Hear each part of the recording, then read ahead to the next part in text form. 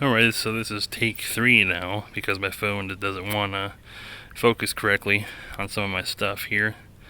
So this here is a Starseeker 4 mounted on a Celestron Power Seeker 80 EQ.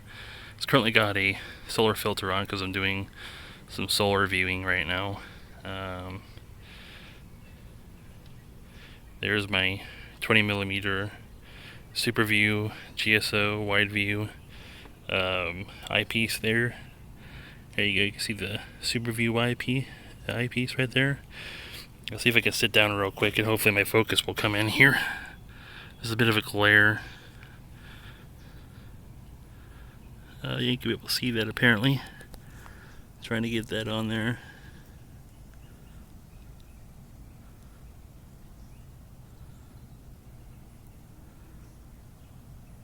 Anyways, this is GSO diagonal is what that is. Then here's the controller here. This is the Orion Starseeker 4 controller. I actually use this for daytime use as well. You're not supposed to really be able to use it to do a 2-star alignment and all that, but I use it for controlling the view, the sun and stuff. You can still manually move it. I think I can show you. You can still manually move it here. See, you can still manually move it without doing a 2-star alignment. I had to get that plug right there where my foot is. Had to get that adapter for powering the Starseeker 4, and I had to get a dovetail bar, which that right there is the dovetail that goes on my tube rings there. And I'll go take you guys over to see.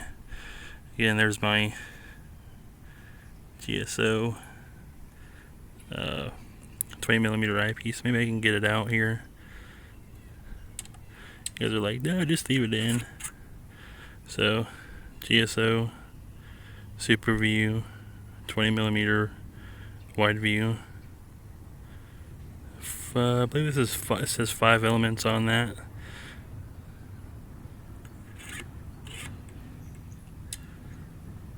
And then that's my dielectric diagonal, 99% dielectric. I'm sweating out here, so anyways, so here are some of my accessories. I'm gonna need a new accessory case one of these days, real soon actually, because I'm out of room for eyepieces, and it's really a shame that they're like this, but right now I just don't have the $50 to get a decent case to put them in. So hopefully my focus will work this time. This here is my T-ring adapter. This is for connecting my Nikon D3100 DSLR to my telescope. And this here is my Super View, my Super 25mm. It's a wide view. It's not so great, but it's decent. Decent. It came with my 8-inch knob. This here is my 4mm eyepiece right here, 62 degree 4mm 62 degree eyepiece. Doesn't stay in a view very long. And then this here is my 2x Barlow lens, GSO. I like GSO products. I'm a real big fan of them. It's a 10mm eyepiece. This came with my 8-inch knob as well. I don't really use it. This here's another 10mm 62 degree. Here we go, 62 degree 10mm eyepiece. Got some solar filters. I mean, not solar filters, but some filters. See there, 82A. And this one here is the red one, I think.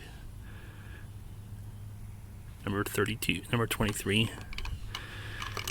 And then I got a, this is just, I don't really like this. It doesn't work out too well. It's supposed to be a 0.1, a 0.5 focal reducer. Here's my puffer. And I didn't have enough room to hold this in there. This is a 15mm 4-element Super View GSO eyepiece. I hardly ever use this eyepiece. My Next Image 5 camera. This is for doing planetary imaging and stuff. Here's my little brush pen. This is for dusting off my eyepieces. I use this. It's a lens pen. It's basically for cameras as well, but whatever. This here is for my connecting my phone that I'm recording on to go over the eyepieces that I have. The screws, and you have to align this here with the hole on your eyepiece. And see, I got a this cable back here. This adapter here is a serial 232 is what it is. It's basically for connecting my Starseeker 4 go-to controller to the to my laptop. And I think that's pretty much it, other than my wipes. I keep these just in case I need to wipe something down. This is my alcohol wipe. It's 50% water and 50% rubbing alcohol, 91% metal cloth, in case I need to wipe down dew. I'm going to give you guys a tour real quick of my viewing location. So this here is the east sky. And basically this is where the sun rises from, a little bit over that way. The Orion Nebula comes in from that location there where those clouds are. That's where the Orion Nebula comes in from. And that's basically where the Orion Nebula galaxy comes in and comes across here. It goes that way. So where that cloud is over there, where that palm tree is, that big white cloud, the Pleiades comes in from there. So that's the view of the Pleiades when the Pleiades comes in and comes across here.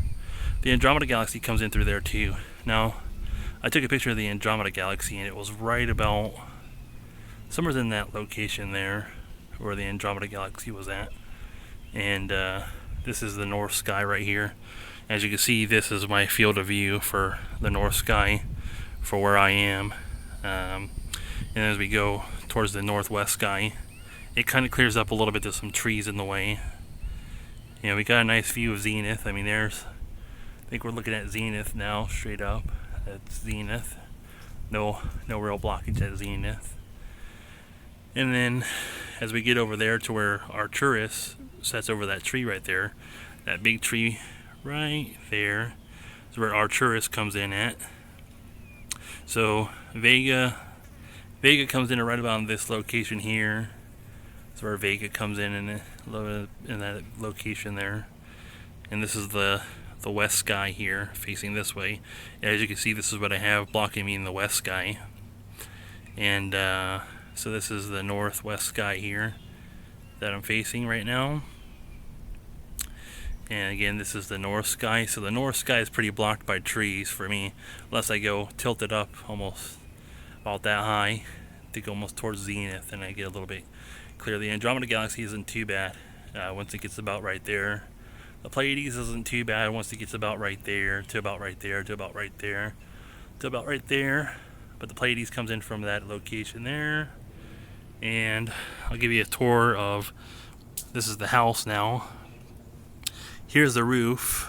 This is facing south, and Mars comes in through this location here, and it sets right over towards that direction there, which is the southwest sky. And this is my viewing scene for the south sky if I'm right here at this part of the house. So if I'm at this part of the house, this is what I got blocking me here. But there's only one light. And the only light that I have is that light right back there. That's the only light that I have back here. There's no lights. This one doesn't turn on. And it lights up about that part of the yard. Where you see it all lit up right there, that's where it lights up the ground when it's dark outside. It's about that bright where the ground is lit up. Then I got no viewing in this location here, which is basically the southeast sky. They got no viewing of the southeast sky here. No viewing at all because of the trees. I'll take you out front real quick so you can see where my viewing is if I take my 8-inch dot. By the way, my 8-inch dot will not clear this roof with the base that it has. when the Dob is about this far up, this is the viewing for the 8-inch Dob. When it's facing my house like this is the viewing for it. It's like this. So I'm gonna take you out front real quick and let you guys see the viewing for the front of the house, so you guys can get a view of that. So this here is like the north part of the sky, and you can kind of see that it clears up a little bit in this part of the sky here, but a lot of tree coverage. This is facing the north sky, by the way, and then this is facing the west sky here, and then about in that location right there is where Saturn and Mars come to set. Is about in that location, and then this part right here, if I was to get out about this far, I mean, I kind of have a little bit of tree blockage, but then I'm almost like right down in the middle of the road for here. So then you can kind of see this is the north sky, and this is kind of the viewing, my viewing scene for where I live at for doing astronomy. Now Arcturus comes into this tree here, about in that location is where it comes in from, and then this here is about the south sky, and then if I go towards the southeast sky, I got tree blockage there for the front of the house. So this is like my viewing location. This is the east sky here, and then we got the sun. So I'm gonna blind myself real quick, which is about right there. But yeah, sweating my butt off out here. But yeah, this is my viewing location for some of you guys that are curious to see what my viewing. Probably not the best location to view, but it's kind of dark. Only other light that I have is that pole light right there, and he's got a pole light right about there. But other than that, there's no street lights on this power line. There's no street lights there. There's no street light down there towards the river. Luckily, they have no lights on this street at all, so it's minimum light pollution.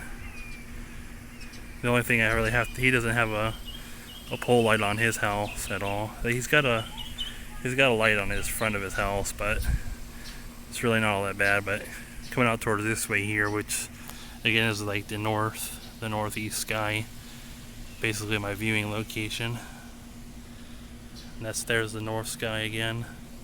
So there's basically the east sky right there. It's the east sky for my viewing location. That's the northeast sky, and then that right there is the southeast sky for right there. So what's blocking my view, and then that there is the south sky. This is just making sure you guys understand where I am. That's why I keep repeating this. So this is the south, kind of like the southwest sky, which is really good viewing. But the problem is that light right there on that pole when it's on. It can't turn it off. It's manually programmed. It's automatically programmed to turn on. I probably could put like a sticker over it. I don't know. Put like a light on that little sensor right there and make it think it's daytime, so it'll turn off. But yeah, that's pretty much the sky right there for like where my viewing location is Saturn and Mars will set during this location when they set, and they come in through about like that area, I believe.